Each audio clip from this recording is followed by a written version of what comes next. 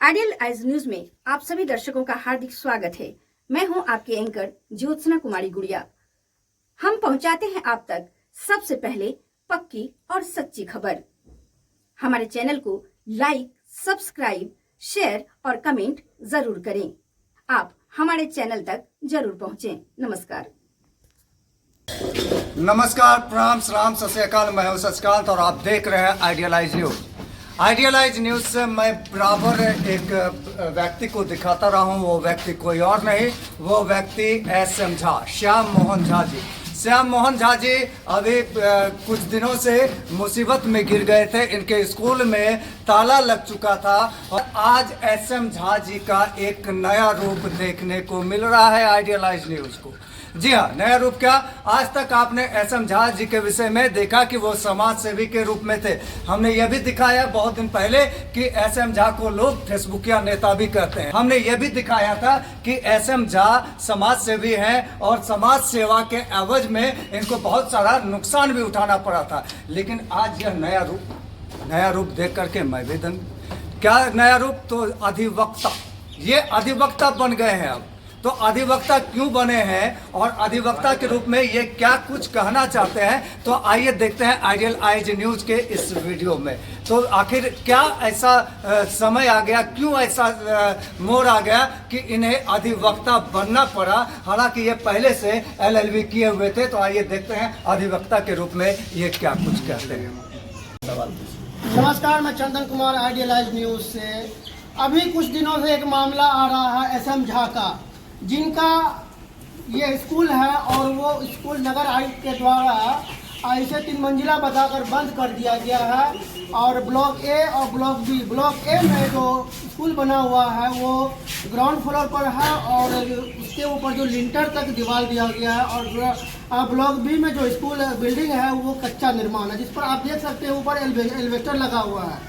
लेकिन समस्या यहाँ पर यह आ रही है कि इन्होंने अपनी व्यक्तिगत समस्याओं को जनता की समस्याओं बताया है और इनका कहना है कि मैं अपनी समस्याओं के साथ साथ जनता की भी समस्याओं को रख रहा हूँ, क्योंकि यहाँ पर जितने भी पदाधिकारी आए हैं जनता को लूटने के लिए आए हैं। इनका कहना है कि जनता को लूटने के लिए आए हैं। अब ये मैं इनसे ये जानूंगा कि अपनी व्यक्तिगत समस्याओं को आप जनता की समस्या कैसे बता सकते हैं। और आज जो मैं इनका ये रूप देख रहा हूँ, बैरिस्टर का, वकील का जो रूप देख रहा हूँ, ये बहुत ही आश्चर्यजनक रूप है, क्योंकि ये मेयर प्रत्याशी भी रह चुके हैं, पूर्व में विधान परिषद के चुनाव भी विधानसभा के चुनाव भी लड़ चुके हैं और समाजसेवी भी रह चुके हैं और जहाँ तक कि ये शिक्षक भी है। लेकिन आज इनका ये बदला रूप कहाँ तक कारगर है, क्यों अपने रूप को चेंज किए हैं? कहीं ये अपने व्यक्तिगत समस्याओं को, निजी समस्याओं को जनता की समस्या बताने के लिए ये व्यक्तिगत रूप से अपने ये जो रूप बदले हैं, कहीं वो तो नहीं दिख रहा है इनमें। तो मैं इनसे जानूंगा, सर आज आपका रूप बदल चुका है, आज आप वकील बन चुके हैं सर, शिक्षक रहा करते थे, शिक्षक भी हैं, लेकिन आज ये रूप क्यों बदल चुका है? पहले मैं आपके सवाल को थोड़ा रेक्टिफाई कर दूँ। मैंने ये कभी नहीं कहा कि सारे पदाधिकारी भ्रष्ट हैं, मैंने कभी नहीं कहा। और मैंने ये भी नहीं कहा कि सारे पदाधिकारी लूटने आते हैं। मैंने बस इतना कहा कि यदि सापेक्षतापूर्ण कार्यवाही से शहर आज फूट रहा है, शहर आज डर से जी रहा है, इसका प्रतिकार होना चाहिए। पदाधिकारियों को निष्पक्ष होकर काम करने की आवश्यकता होती है। मैं पूछना चाहता हूं, जो बिल्डिंग किसी को नहीं दिखता शहर में, सड़क से नीचे है, 1 मंजिला है, एक तरफ कच्चा निर्माण है, आप लोगों ने दर्जनों बार देखा है, वह हमारे नगर आयुक्त आरिफ हसन जी को 3 मंजिला दिखता है और इस पर वो कार्रवाई कर देते हैं। यहीं से 10 कदम आगे बढ़ने पर सौरा के 10 मीटर के अंदर में 8 मंजिला इमारत बनी हुई है, जो NGT के नियमों के खिलाफ है। उन्होंने जो एफिडेविट बना करके दिया था, ये बिल्डिंग है, आप देख लीजिए इसको। एफिडेविट बना के जो उन्होंने दिया था कि 100 मीटर के बाद ही हम निर्माण करेंगे, कोई 100 फीट नहीं बनाएंगे, कोई भी चीज़ नदी में नहीं गिराएंगे, उसने सारे का उल्लंघन करके इस बिल्डिंग को बना दिया। और यह बिल्डिंग लाइन बाजार से भी दिखता है और उसकी बात से भी दिखता है। घोर आश्चर्य इस बात की है कि नगर आयुक्त को नहीं दिखता है। जो बिल्डिंग पूर्णिया में लाइन बाजार से दिखने शुरू हो जाता है, उसकी बात से दिखना शुरू हो जाता है, वह बिल्डिंग हमारे नगर आयुक्त आरिफ हसन जी को नहीं दिखता है। इससे बड़ा घोर आश्चर्य क्या हो सकता है? मैं इसी पक्षपात के खिलाफ लड़ रहा हूँ मैं पूछता हूँ, सड़क किनारे बना हुआ मिलिया कॉन्वेंट, मिलिया इंटरनेशनल स्कूल, जिसके बारे में सरेआम कहा जा रहा कोई नक्शा नहीं है, सरकारी ज़मीन को अतिक्रमण करके बनाया गया वो बिल्डिंग है, वह नगर आयुक्त आरिफ हसन जी को क्यों नहीं दिखता? नाले पर बना हुआ मिलिया कॉन्वेंट क्यों नहीं दिखता? सौरा नदी के कछाड़ में दर्जनों बिल्डिंग बने हुए मिलिया इंस्टीट्यूट ऑफ टेक्नोलॉजी के बिना नक्शा के बने हुए, वो क्यों नहीं दिखता? पूर्णिया के अंदर लाइन बाजार में सैकड़ों डॉक्टर हैं, 6-7 डॉक्टर ही क्यों दिखते हैं? हजारों घरों पर नक्शा नोटिस चस्पा किया जाता है, 61 लोगों पर कार्रवाई की जाती है, अन्य को किस आधार पर छोड़ा सर जाता मैं है? ये जानना चाहूँगा, ये जो मामला आप उठा रही है आपका व्यक्तिगत मामला है या पूर्णिया वासियों के लिए मामला है? देखिए, मामला ये है कि यदि आज मान लीजिए मैं डरपोक होकर के चुप बैठ जाऊं, इस 1 मंजिला और कच्चा निर्माण को 3 मंजिला भी मान लूं क्योंकि नगर आयुक्त ने कह दिया है तो हो गया, तो मेरा तो कोई फर्क नहीं पड़ने वाला है। लेकिन आज आपके हाथ में क्या है? माइक है। कल इसको रिवाल्वर समझ करके, रिवाल्वर बता करके आपको जेल में ठूस दिया जाएगा, तो कौन बचाएगा आपको? तो ऐसा कहने का मतलब हुआ कि अभिव्यक्ति की स्वतंत्रता हमें है ही नहीं। अभिव्यक्ति को गोली मारी, अभिव्यक्ति को छोड़ दी, भूल जाइए आप। मैं कहना चाहता हूँ कि प्रक्रिया ही पनिशमेंट है। आपको कह दिया जाएगा चंदन कुमार जी के हाथ में एक रिवाल्वर था, ऐसे हम जहाँ पर ताने हुए मैंने देखा, और आपको उठा के जेल में डाल देगा। तो प्रक्रिया में तो आप जेल में हैं, आप प्रूफ करिए कि ये माइक है, रिवाल्वर नहीं है। तो यदि एसएम झा ने प्रतिकार नहीं किया आज इसका, ऐसे पदाधिकारियों का, तो आने वाले समय में पूर्णिया के आम आवाम का जीवन घुटन में होगा और लोग मरेंगे डर से, क्योंकि किसी पर कोई आरोप लगा दिया जाएगा। आप मोबाइल लेके जा रहे होंगे, आपको कहते हैं रिवाल्वर लेके जा रहा है। तो प्रक्रिया को पनिशमेंट बनाना सर्वथा अनुचित है। मैं पूर्णिया के तमाम जो अधिकारी हैं, समर्थ अधिकारी, सक्षम अधिकारी, जिन्हें भगवान ने कलम में ताकत दी है, मैं उनसे बस अपेक्षा करना चाहता हूँ कि निष्पक्ष कार्रवाई कीजिए, सभी को एक पैरामीटर में रखिए। मैंने गलती करी, ये गलती सिर्फ मैंने नहीं करी, जो नगर आयुक्त ने अपने आदेश में लिखा है कि भवन नक्शा बनने के प्रत्याशा में मैंने हड़बड़ी में थोड़ा सा निर्माण कर लिया है, ये उन्होंने भी स्वीकार किया, ये सच भी है। मैंने थोड़ा निर्माण कर लिया और जब नक्शा पारित नहीं हो सका, क्योंकि आप सभी जानते हैं कि नगर निगम से नक्शा पास करना हिमालय की चोटी पर चढ़ने जैसा था। आज क्या है स्थिति मैं नहीं जानता हूँ। जितना खर्च जमीन में लगेगा, मकान में उससे ज़्यादा खर्च चाहिए वहाँ पर खुद पुजाई में। तो मेरा नक्शा पास नहीं हुआ, मैंने काम रोक दिया। आप लोग देख सकते हैं कि काम रुका हुआ 4-5 सालों से। मैंने निवेदन किया कि नक्शा पास कर दीजिए, रेगुलराइज कर दीजिए। तो नियम है कि कोई बिल्डिंग यदि बन जाता है, प्रपोज बिल्डिंग का यदि 1/4 है तो प्रो डिक्टो नक्शा पास हो सकता है, लेकिन इंस्टीड ऑफ नक्शा पास करके इसको रेगुलराइज करने के बजाय नगर आयुक्त महोदय ने ऐसे झा को दुश्मन मानकर उनके लिए सजा मुकर्रर कर दी, 10 लाख का जुर्माना, बिल्डिंग को सील। मैं पूछना चाहता हूँ, आपने दर्जनों बार यहाँ आकर के देखा है कि स्कूल में गरीब और वंचितों के बच्चे पढ़ते हैं, उन बच्चों का क्या दोष था? आज गर्मी के मौसम में छत के नीचे वो पढ़ते, उनकी मानसिकता क्या होती, और आज ये मतलब एस्बेस्टस के नीचे पढ़ के वो कितने दुखी हो रहे हैं। क्या इन बच्चों का हाय नहीं लगेगा? क्या एक जो IAS अधिकारी होते हैं, मैं कई बार बोल चुका हूँ कि 9 नंबर से मैं कलेक्टर नहीं बन पाया, एक रूप मेरा वो भी देखता, वरना लोग IAS का दिल बड़ा होना चाहिए, क्योंकि यदि आप जितना बड़ा आपका पद हो उससे कहीं ज़्यादा बड़ा आपका दिल होना चाहिए।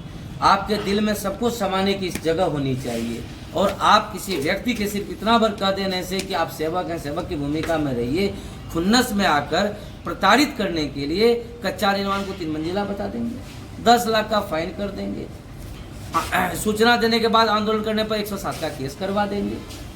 इस तरह का प्रताड़नापूर्ण कार्यवाही एक IAS ऑफिसर को कतई शोभा नहीं देता है। अधिकारी के द्वारा आप पर एक प्रताड़नापूर्ण कार्रवाई की जा रही है। आप लोग नहीं देख रहे हैं क्या? जी, आप लोग नहीं देख रहे हैं? Article 32 of our constitution confirms that anyone can stage protest against injustice. If I did that, 107 का मुकदमा।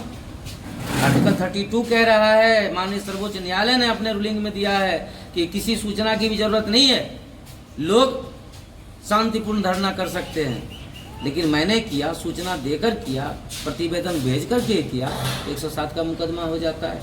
तो मैं पूछना चाहता हूं कि एसएम झा से इतनी घबराहट क्यों हो रही है? एसएम झा आपके बहुत अच्छे मित्र के रूप में आपसे कंधे से कंधा मिलाकर काम करेंगे, प्रोवाइडेड दैट कि आप निष्पक्ष कार्रवाई कीजिए। जब जब आप सापेक्षता की ओर जाएंगे, आपको इस चट्टान से टकराना होगा। जब जब आप निष्पक्ष कार्रवाई करेंगे, एक दोस्त के रूप में, एक साथी के रूप में, एक सेवक के रूप में एसएम झा आपके साथ खड़े रहेंगे, क्योंकि एसएम झा का वही मोटो है जो आप दिखाते हैं, कर नहीं रहे हैं। नगर आयुक्त का उद्देश्य सिर्फ घर तोड़ना नहीं होना चाहिए, फंक्शनल डोमेन ऑफ म्यूनिसिपैलिटी को लागू करने का काम भी नगर आयुक्त का ही होता है। कभी आज तक उस पर चर्चा करते आपने देखा? क्या मॉडल स्कूल खोलने की बात नगर आयुक्त ने किया? क्या मोहल्ला क्लिनिक खुलवाने की बात नगर आयुक्त ने किया? क्या शुद्ध पेयजल सभी घरों में पहुंचवाने का प्रयोजन या प्रपोजल नगर आयुक्त ने लाया? नहीं लाया। नगर आयुक्त का एकमात्र उद्देश्य है कि लोगों को प्रताड़ित करना। क्या प्रताड़ित करने के लिए पदाधिकारी बने हैं? चलिए, आप जो आज काला कोट पहन के वकील बने हुए हैं, कहीं ना कहीं पदाधिकारियों के द्वारा जो अनुचित कार्रवाई की जा रही है, यहाँ तक कि आपके साथ में और पूर्णिया की जनता के भी साथ में की जा रही है, तो इसीलिए आप ये काला कोट पहन के आज ये वकील बने हुए हैं और यहाँ तक कि अपनी समस्याओं का भी निदान इस काला कोट के माध्यम से कर सकते हैं। जी बिल्कुल, माँ दुर्गा को भी काली रूप में आना पड़ा था खप्पर लेकर के, क्योंकि रक्त बीज का संहार करना था। प्रभु श्री राम जो कि मासूम थे, मर्यादा पुरुषोत्तम थे, उन्हें धनुष उठाना पड़ा था रावण के संहार के लिए।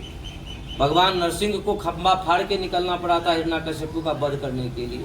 तो निश्चित रूपेण परिस्थिति के अनुसार मनुष्य को परिवर्तित होना पड़ता है, रूप बदलना पड़ता है, क्योंकि मेरा उद्देश्य इस कोट पहन करके भी उगाही और कमाई नहीं है।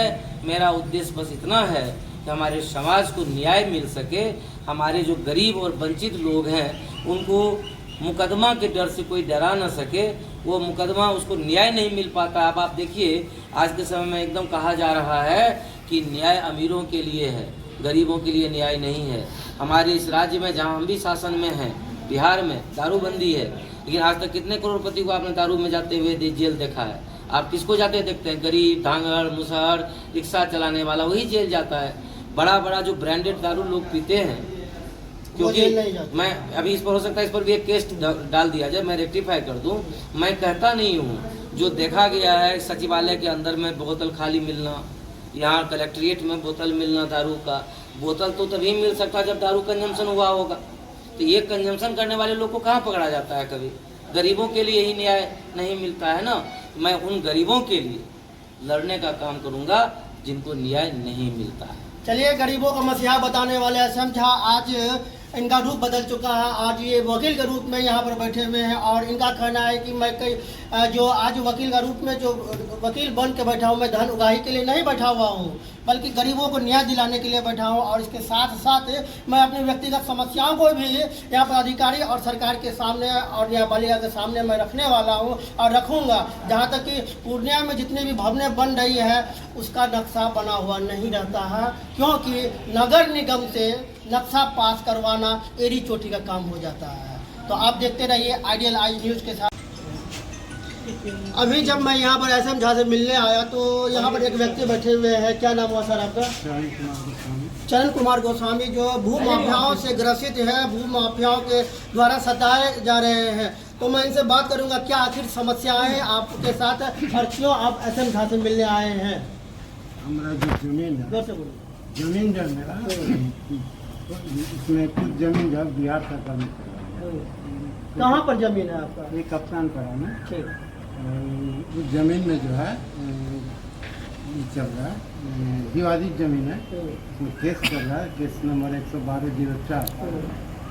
वो केस रहते हुए ये अमित दत्ता जो है, अमित दत्ता, ज्योति दत्ता, राणा चक्रवर्ती, सुषम कुंडू, नितेश सिंह, ये सब मिल करके हमारा जमीन लूट लिया और हम आवेदन देते रहे 9 साल से। यही चल रहा है, आवेदन भी दे रहे, कोई कार्रवाई नहीं। और 9 साल से हम आवेदन दे रहे हैं, कोई कार्रवाई नहीं हो रहा और इस सब पर कोई नहीं कार्रवाई करता। और वो आप ऊपर में जाते हैं, बोलते हैं ये सबसे मिल कर लो, वो कर लो, ये कर लो, प्रशासन। इसके बाद आईजी साहब यहाँ गए तो वो क्या बोलते हैं कि ना हम बोले कि सर अगर हमको ये कार्रवाई कानूनी कार्रवाई लोग पर अगर नहीं होता तो हमको गिरफ्तार कीजिए, हम आपके यहाँ बेकार आपका टाइम इन्वेस्ट आप भू माफिया से सताए हुए हैं आपको बहुत 9 साल से सताए हुए और इसीलिए आज एसएम झा की आवश्यकता पड़ गई आपको। ना हम जानकारी लिए, हाँ अच्छा। जानकारी लिए।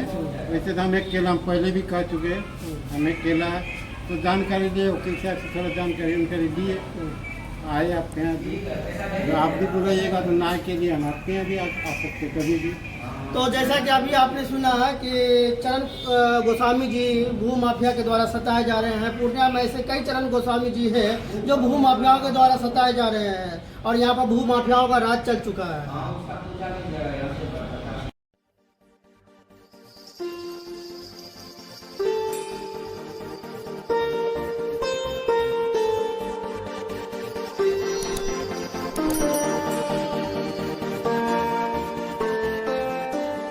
अरे वाह, इतनी खूबसूरत जगह कहाँ ले आए? पापा, आप ही तो चाहते थे कि आपका बेटा अपनी मेहनत की कमाई से सपनों का एक घर ले। तो पापा, हमारे सपने पूरे हो गए। हाँ बेटा। क्या ये सच है? हाँ जी। That's good. जल्दी से हम लोगों को हमारा घर दिखाइए।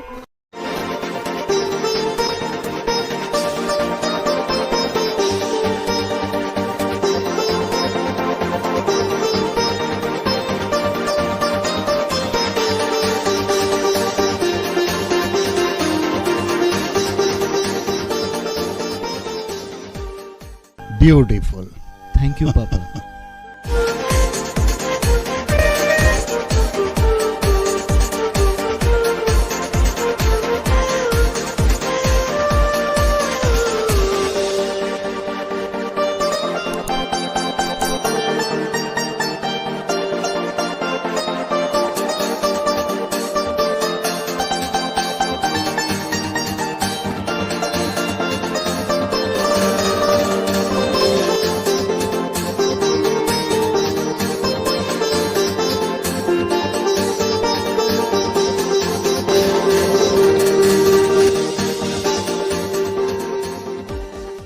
बच्चे जब जीवन में सही निर्णय लेते हैं तो पिता का सीना गर्व से चौड़ा हो जाता है। थैंक यू पापा।